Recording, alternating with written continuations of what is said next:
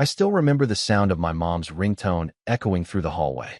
That dumb default chime that always gave me anxiety. I was halfway through tying my tie in front of the mirror, trying to look halfway decent for prom, when she called out my name. Adam, your uncle's here. Her voice was tight, too tight. Something was wrong. I could tell before I even stepped out of my room. My name's Adam. I was 18 at the time, living with my mom in a small, slightly crooked house on the edge of town. We weren't rich, but she made sure I had everything I needed. Well, everything she could afford.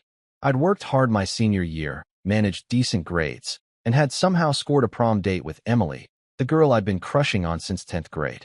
It was supposed to be a perfect night. One of those core memories, like everyone said in those cheesy graduation speeches. But instead, I was standing in the middle of the living room, blinking at my Uncle Roy like he had grown a second head. He was yelling. Not just angry yelling. He was red in the face, veins popping, full volume yelling. His brand new BMW, some fancy charcoal gray model he wouldn't stop talking about for months, had a huge scratch along the driver's side door. And according to him, I did it. You think I wouldn't notice? He bellowed, pointing a trembling finger at me. You little brat. That car was perfect when I parked it. Then you come along, and this happens. I was stunned, frozen. My first instinct was to laugh, thinking it was some twisted joke. But his glare told me otherwise. Wait, what are you talking about? I managed to say. I haven't even been near your car. Then, from behind him, stepped Daniel.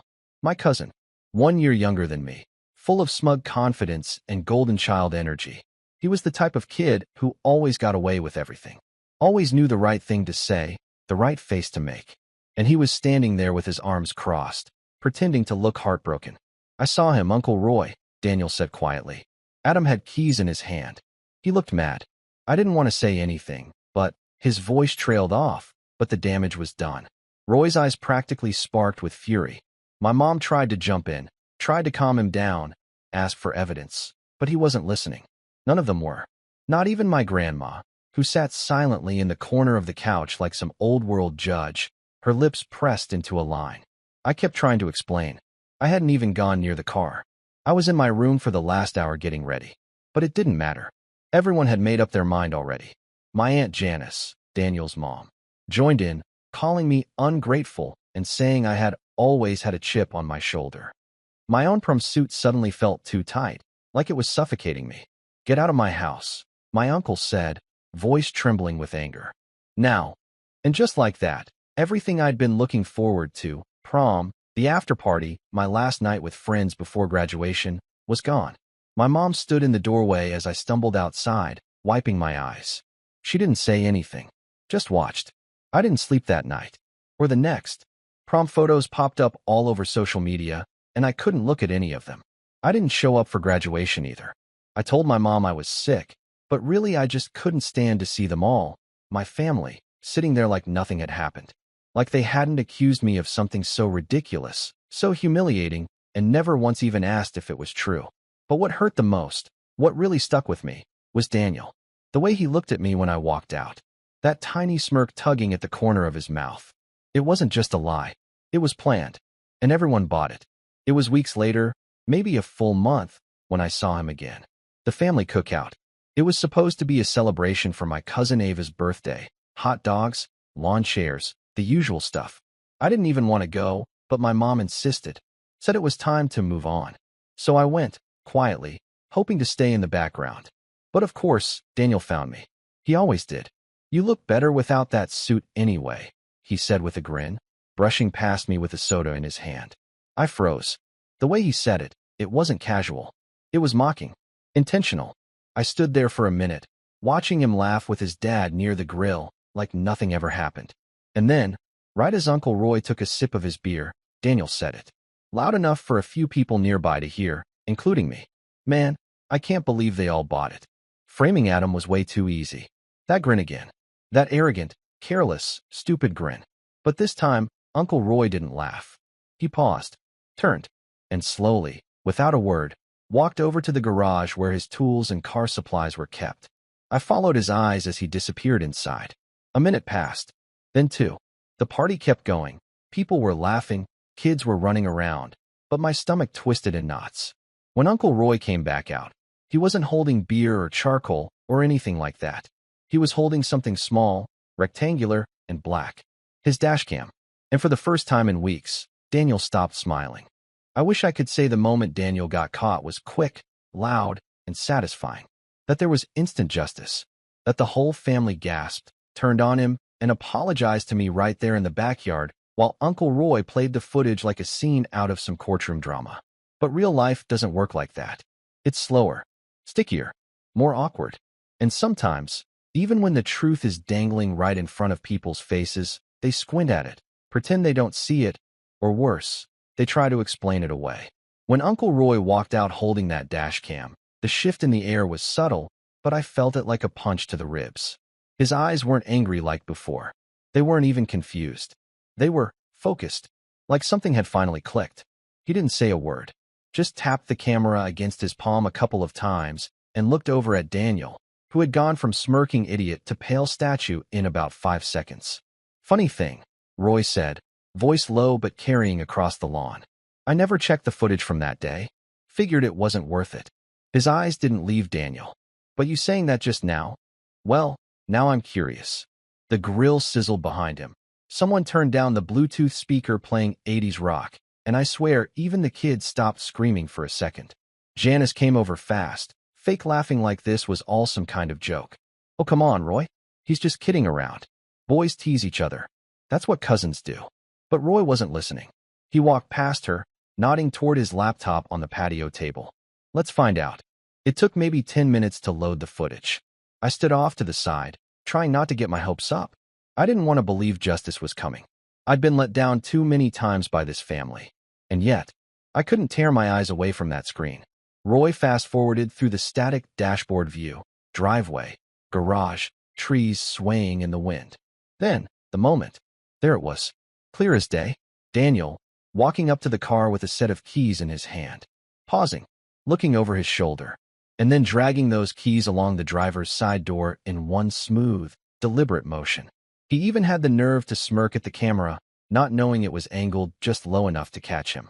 The footage stopped. Silence. No one spoke for a long time. Daniel opened his mouth first. That's not me. Even he didn't sound convinced. Janice stepped in, voice sharp. That could be anyone. The lighting's bad. You can't even see his face. Uncle Roy stared at her. You don't think I recognize my own son? Janice's face twitched. I'm saying it could be someone else. A friend. A neighbor's kid. Roy didn't say anything. He just stood up, took the dash cam, and walked back into the garage. He didn't yell. Didn't slam anything. Just shut the door behind him. That was the last anyone saw of him for the rest of the party. And here's where you might think the tide turned in my favor. That people apologized. That someone, anyone, said, sorry, Adam. We were wrong. But nope, that didn't happen. Instead, everything just got worse. Daniel avoided me like the plague. Janice made herself the victim, telling everyone that Roy was overreacting and emotionally unstable ever since he turned 40. And my grandma, sweet, quiet, all-seeing grandma, looked at me with a kind of uncomfortable sadness, like I was now a source of shame for having been right. That was the real kicker. It's not that they believed I was guilty anymore. It's that they didn't want to admit they were wrong. Worse, they wanted me to move on. Let it go. Don't let one thing ruin your relationship with the family, Grandma said one afternoon while I helped her water the garden. It's just a scratch on a car, Adam. I wanted to scream. It wasn't about the car. It was about everything. Daniel lied. He ruined one of the most important nights of my life. He humiliated me in front of the whole family. And no one, not a single person, stood up for me when I needed them. They didn't even ask me what happened. They just took his word and threw me away like I was disposable. And now that the truth was out, instead of fixing it, they wanted to pretend it never happened. That's when I realized something. I didn't belong in this family. Not really. I was always on the outside. Always the nice cousin, the quiet one, the one who didn't cause trouble.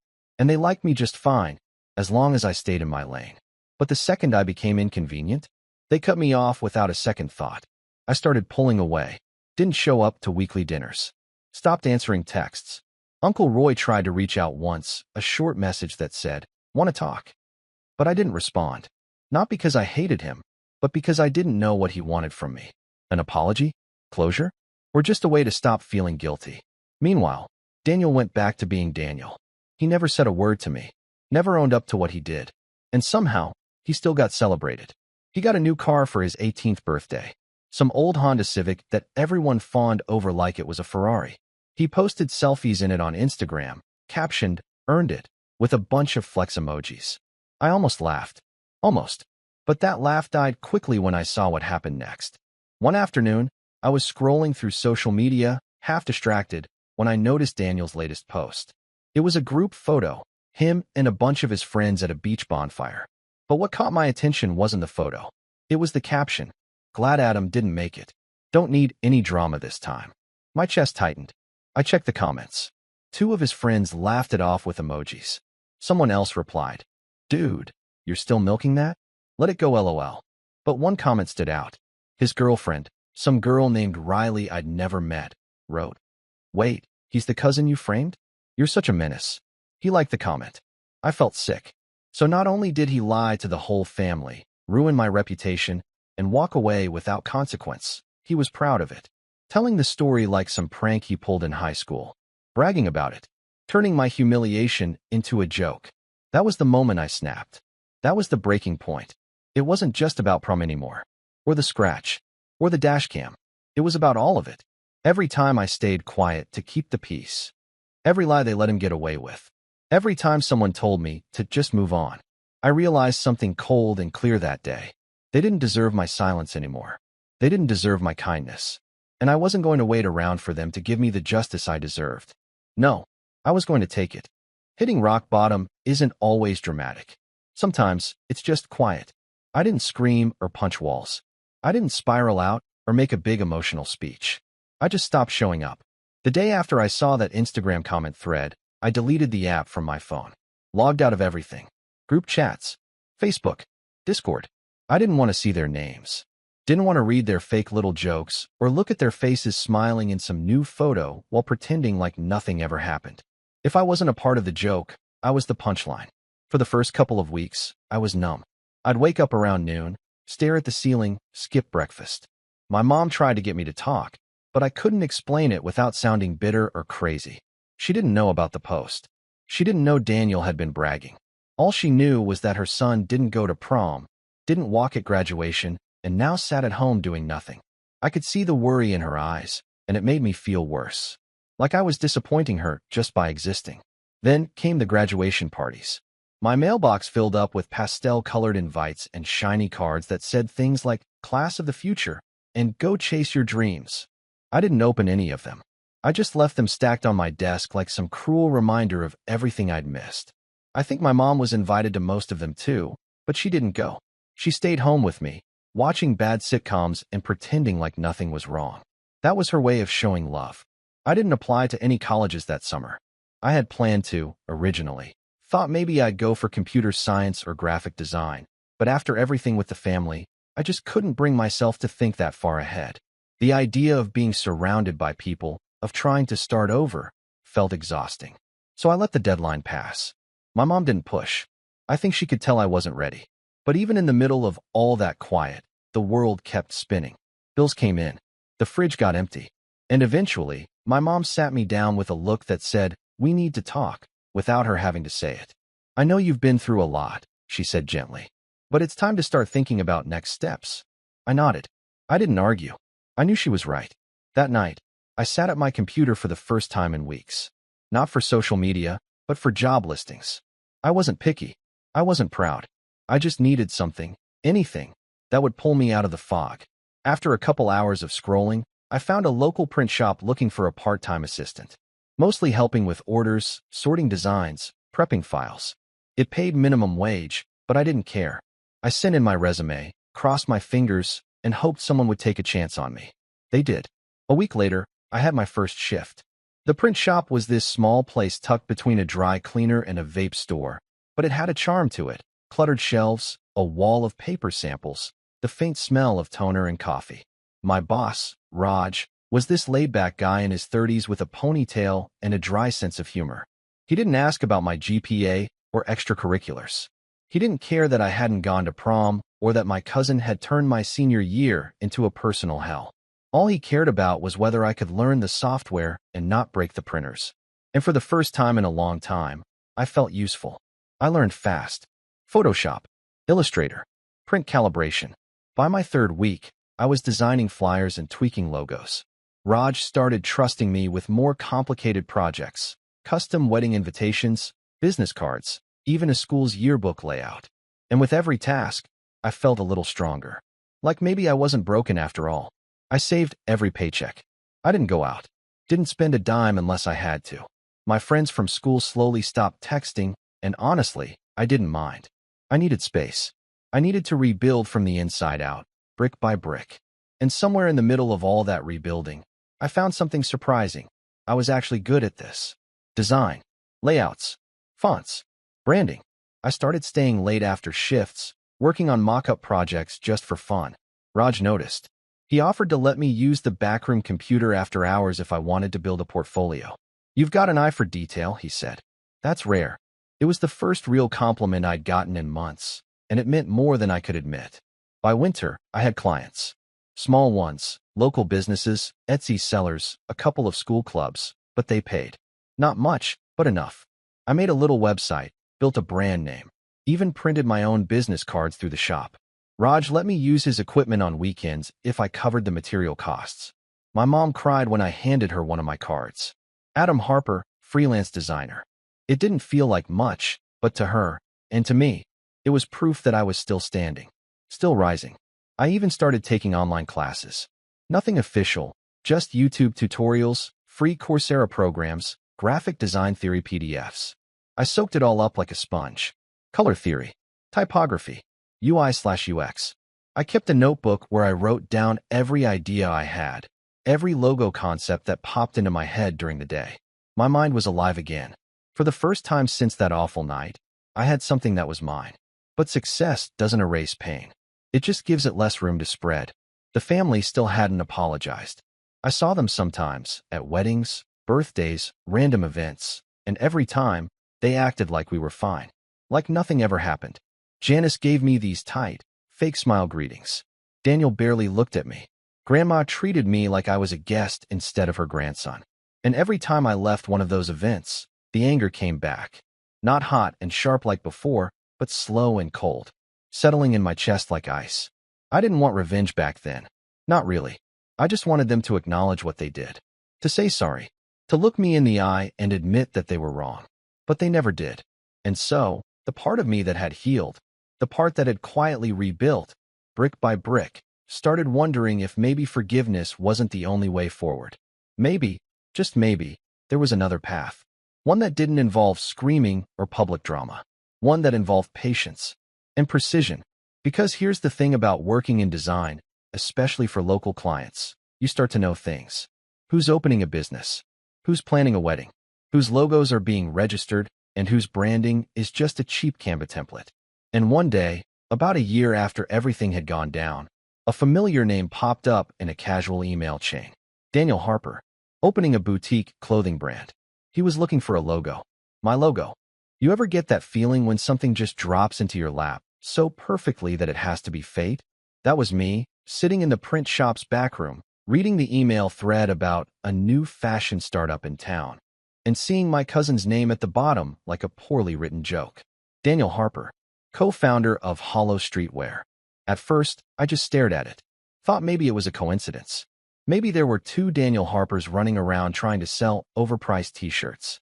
But then I clicked the link attached to the mock-up site, and there he was, front and center, arms crossed in some wannabe GQ pose, under a pretentious quote that read, "Rebellion is luxury." I nearly choked on my iced coffee. The site was half-finished, slapped together on a free builder template. Broken links, placeholder images. But the idea was clear. Daniel was trying to rebrand himself as some visionary clothing entrepreneur.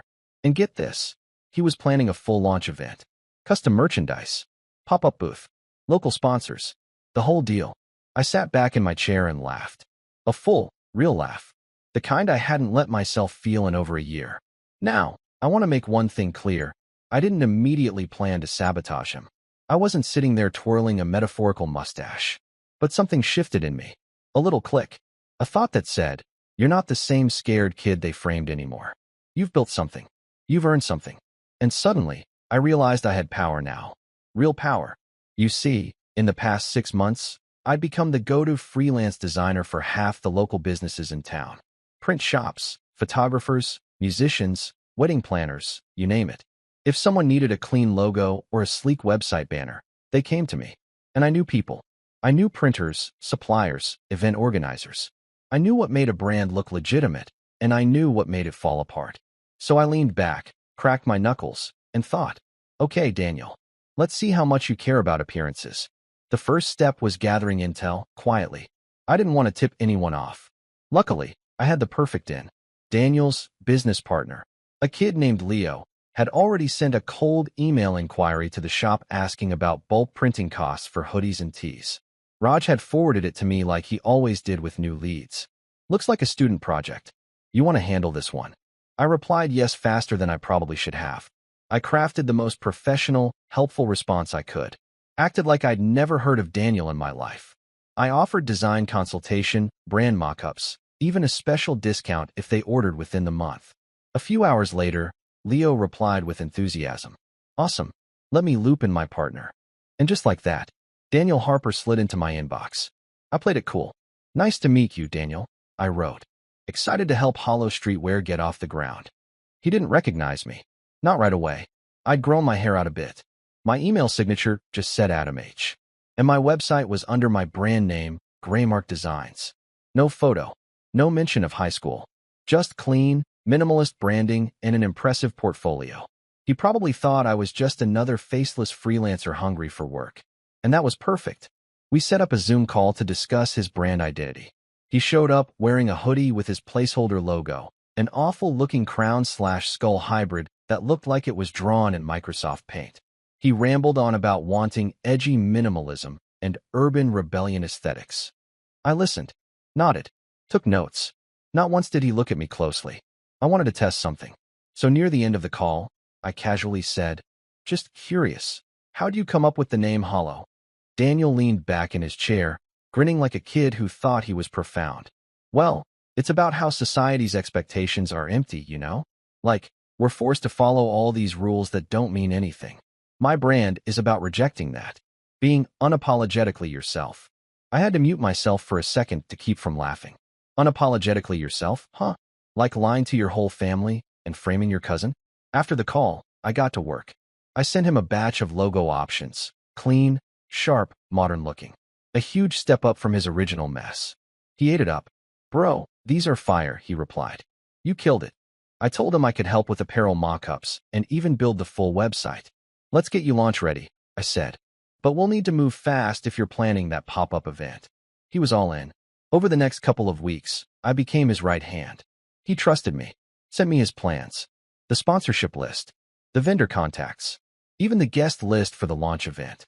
He was hosting it at a local event space, The Junction, a renovated warehouse downtown used for pop-up markets and private parties. I'd done flyers for a charity event there a month prior, so I already knew the staff. More importantly, I knew the event manager, Mel. She liked me. I'd helped her fix a last-minute banner printing mistake once, and she remembered. So when I called and casually asked who had booked the venue for October 14th, she checked and said, some streetwear brand. Hollow something. I smiled and said, funny story, my cousin's running it. Oh, no way, she said. Small world. You could say that. I told her I might swing by that night to see the setup. Family support and all, I joked. She said I was welcome anytime. So now I had full access to his brand identity, his logo and files, his clothing mock-ups, his supplier list, his event date and venue. And he still hadn't figured out who I was. But this wasn't just about embarrassing him. That would have been too easy. I wanted Daniel to feel what I felt. The slow erosion. The quiet humiliation. I wanted him to watch everything almost fall into place and then slip right through his fingers. So I started setting the pieces. Piece 1, brand sabotage. I created 3 alternate versions of Daniel's new logo. Slight tweaks. Subtle changes. One had a barely visible watermark embedded into the design. A phrase, written in tiny letters. I lied to ruin my cousin's life. Another had the text, fake, hidden inside the crown's design, only visible if printed on certain fabrics. Then, I uploaded all of them to the shared Google Drive folder he gave me. He never noticed. Piece 2, supplier mix-up. He asked me to coordinate with the print supplier for the hoodies. Said he wanted 200 black pullovers with the logo embroidered across the front. I offered to handle it directly, but instead of sending the final, corrected design, I sent the version with the watermark. On the mock-up, it looked identical, but once printed in high-res embroidery, that hidden phrase would show up, barely, subtly, if you looked close enough. I approved the order myself and scheduled delivery for 3 days before the event. Piece 3, Website Launch. Daniel wanted a sleek e-commerce site that would go live the same day as the event. I built it myself. Fast, beautiful, smooth transitions, integrated payment system. But on launch day, I would redirect the homepage to a 404 error message, one that read, "Site under review due to fraudulent claims." All reversible, all trackable to technical issues, and all perfectly timed to blow up right when people would be watching. Piece 4, the final stroke. I printed a poster. Just one, 24 by 36 inches. Full color. Beautiful typography. At the top, it read, "Some people build brands. Others build lies." Below it was a QR code. The code led to an unlisted page on my portfolio site. A project breakdown. A case study. Title, "The Hollow Brand, How a Lie Became a Business." And underneath, I uploaded the dashcam footage, a timeline of the prom night incident, screenshots of Daniel's Instagram comments, a write-up detailing how the brand was built on dishonesty. I didn't add my name, didn't gloat, just laid out the facts, neutrally, professionally, like a journalist reporting a case study. That was all I needed. A single poster, hung at the venue, right at the check-in booth. Mel said she'd let me set it up the night before as a surprise for Daniel. It would be. Everything was in motion, and Daniel had no idea. The day of the launch came crisp and clear, early October, the kind where the morning air bites a little but the sun promises warmth. I arrived at the junction before noon, wearing a plain black hoodie, nondescript jeans, and a ball cap pulled low over my eyes. Just another vendor, just another helper, just another background character. No one looked twice. Inside, the place buzzed with energy. Staff rolled in racks of hoodies, folding shirts onto long wooden tables with string lights dangling overhead. A DJ ran sound checks in the corner. Someone set up a photo booth. Everything looked good, like a real brand launch, like Daniel had pulled it off. He showed up around 1 p.m., all swagger and fake humility. Leather jacket, white tee, a phone in one hand and an iced coffee in the other. He looked around with pride, high-fived Leo, complimented the setup. "Looks sick," he said to no one in particular. Just how I imagined it. He passed me once, looked vaguely in my direction, but didn't recognize me. That moment almost broke me, not because I was afraid, but because the level of detachment he had, it was surreal. To him, I was nothing. Some anonymous freelancer who'd helped out. Just another disposable tool in his self-made empire. But he was about to learn. Because the moment those hoodie boxes arrived, stacked in neat rows near the back, fresh off the delivery truck, I saw it in his eyes. That flicker of excitement, like a kid opening birthday presents. He tore one box open, grabbed a black hoodie, and held it up to the light. "Dude," he said wide-eyed. "These go hard." He yanked one on, posed in front of the mirror leaning against the wall, adjusted the hood, then turned to Leo. "We need photos of this. Now." I slipped away before he could notice the embroidery. Because he wouldn't. Not right away. 2 p.m., doors open. The crowd trickled in.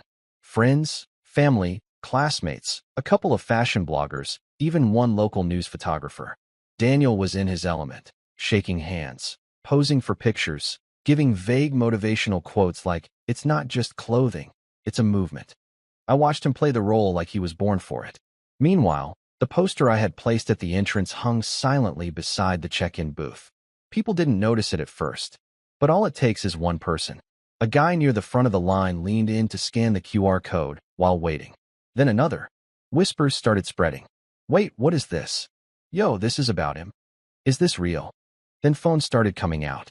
Screens lit up with the dashcam footage. People zoomed in. Read the screenshots. Read everything. And then, the moment hit like a dropped piano. Daniel's own uncle, Roy, walked in. Now, I hadn't invited him. I hadn't reached out. But apparently, Leo had posted the event flyer online and tagged family and friends welcome. Roy had come out of curiosity, maybe guilt. Maybe curiosity. I'll never know. But he walked in just as one of the guests turned their phone to show someone else the footage. He stopped mid-step, stared at the screen, and froze. Then he looked up and saw the hoodie, the embroidery, the tiny, barely visible line, right under the logo, stitched in a stylized font that looked like part of the design. I lied to ruin my cousin's life. Roy's face turned ashen. Daniel hadn't noticed yet. He was too busy posing for selfies, still grinning, still floating on his imaginary throne. But the energy in the room changed. Laughter dimmed. Conversations turned to murmurs. People weren't paying attention to him anymore. They were paying attention to their phones. I stood near the back, watching it all unfold with quiet satisfaction. Not glee, not pettiness, just relief. Like exhaling after holding your breath for a year. And then came the moment I'd waited for. "Daniel," someone said, holding up their phone. "What is this?" He blinked, walked over, glanced at the screen. I watched his smile flicker, just for a second. I don't know what that is." "Some troll." Another guest spoke up. "It's your cousin. Adam. Says you lied. Framed him. Ruined his senior year." More people joined in. "That's your dad in the footage. This is messed up, man." "Is this true?" Daniel started to sweat. No, this is fake. It's all fake. Someone's messing with me. It's probably Adam. He's been salty for years." But no one was laughing. Because someone else, Leo, had just looked down at his own hoodie and noticed the embroidery. He froze. "Daniel. Dude. What the hell is this?" Daniel turned. "What?" Leo pointed at the text. "Read it aloud." And Daniel finally looked down. The color drained from his face. He yanked the hoodie off so fast, he nearly ripped the sleeve. Held it up, stared at the stitching like it might vanish. But it didn't. It was right there, under the logo, on every hoodie. One of the fashion bloggers snapped a photo. Someone else live-streamed it. Daniel looked around, desperate. He did this. Adam did this. He hacked it. He edited the files. He ruined everything. But no one believed him anymore. Because the website had already gone down. The screen behind the merch table, which had been looping promo videos, now displayed a message in plain white text. This brand was built on a lie. He scrambled to the laptop, unplugged it, yanked the power cord like it would undo everything. But it was too late. The whispers had turned into silence. The kind of silence that crushes a room. Then, finally, a voice cut through it all. "Uncle Roy, I saw the footage, Daniel. I saw it last year. I let it go because your mother begged me to. But I should have done something then. I'm doing it now." Daniel turned to him, panicked. "Dad, no. Come on, it wasn't like that. I was a kid. I didn't think." "You did think. You framed Adam. Lied to my face. And then bragged about it." Roy shook his head. "This isn't about a hoodie. This is who you are." And with that, he walked away. Just turned around and left. No yelling. No drama. Just quiet disappointment. Daniel stood in the middle of the room, surrounded by boxes of ruined merchandise, a ruined brand, and a crowd that had already started backing away. Nobody wanted to be seen near him now. He tried to grab Leo's arm. "Dude, come on. We can fix this. We can spin it." Leo pulled away. "We're done, man." He left. Then the DJ packed up. Then the photographers.